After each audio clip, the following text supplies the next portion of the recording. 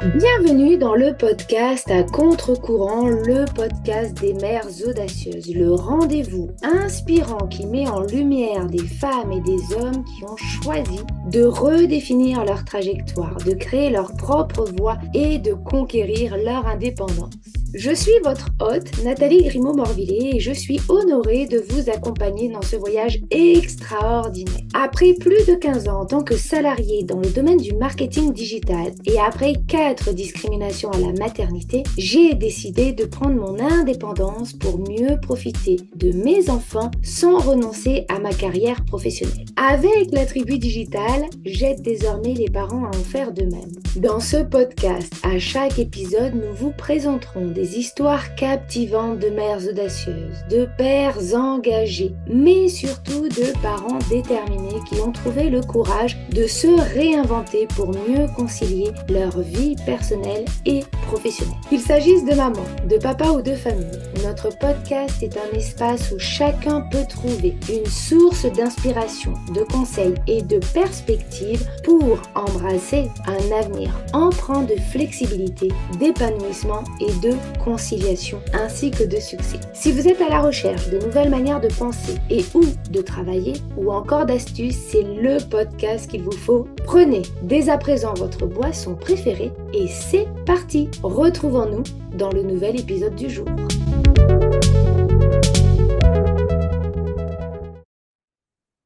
Bienvenue dans ce nouvel épisode de podcast Mom Tips. Mom Tips, ce sont des petits épisodes plutôt rapides pendant lesquels je vous partage mes astuces, mes conseils, mes prises de conscience en tant que mompreneur pour vous permettre d'atteindre vos objectifs et surtout de déconstruire des croyances portées par la société, par nos proches, parfois même par nous-mêmes et qui impactent négativement notre quotidien.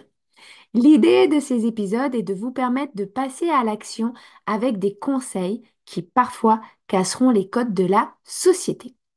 Aujourd'hui, nous allons parler d'un sujet qui touche beaucoup d'entre nous, la peur du oui.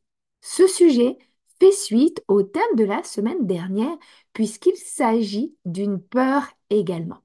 Peut-être que vous vous êtes déjà trouvé dans cette situation. Vous avez une opportunité en or, une cliente intéressée, mais au fond de vous, quelque chose vous bloque. C'est cette peur que si elle dit oui, que si vous dites oui, vous devrez vous mettre en action. Et parfois, cette peur vous pousse à vous saboter inconsciemment. Rater un rendez-vous, ne pas répondre correctement à une question ou trouver une excuse intelligible, tout ça pour vous donner bonne conscience que ce n'est pas votre faute, que c'est la personne en face ou que c'est l'action que vous deviez faire qui n'était pas pour vous.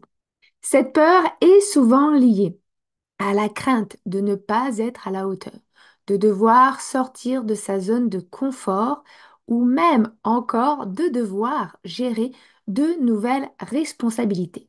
En d'autres termes, le oui représente un engagement, un pas vers l'inconnu.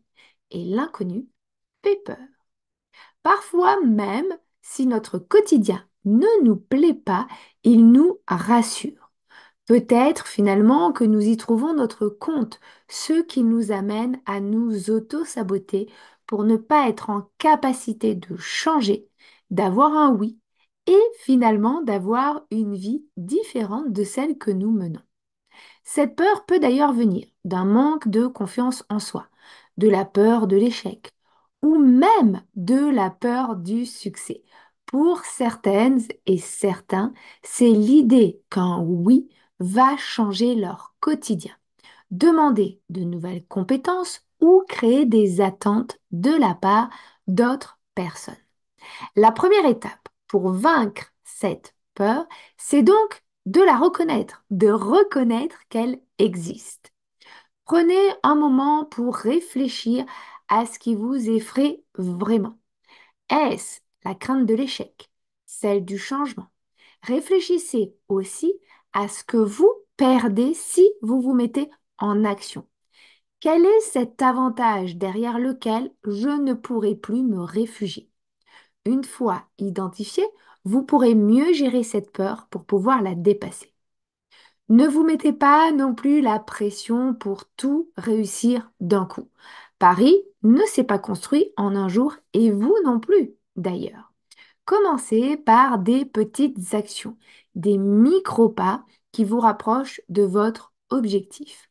On parle d'ailleurs souvent de la théorie des petits pas. Vous pouvez commencer par un appel téléphonique, un email ou simplement la préparation de votre discours de vente.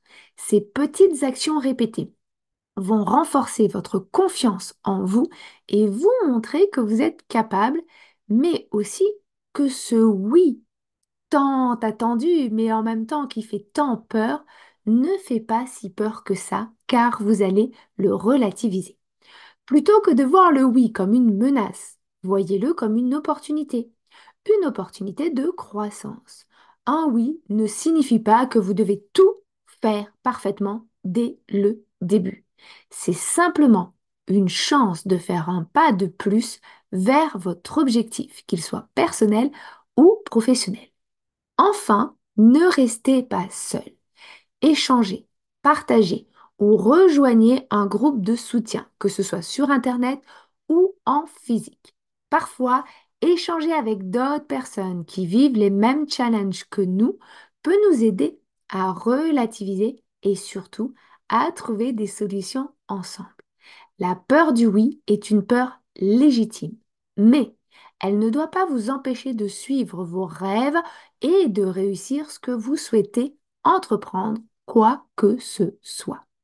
En reconnaissant cette peur, en prenant de petites actions, en changeant de perspective et en vous entourant des bonnes personnes, vous pouvez la surmonter pour une vie qui sera encore plus en adéquation avec celle que vous rêvez. Vous avez tout ce qu'il faut pour réussir. Ne laissez pas cette peur vous paralyser.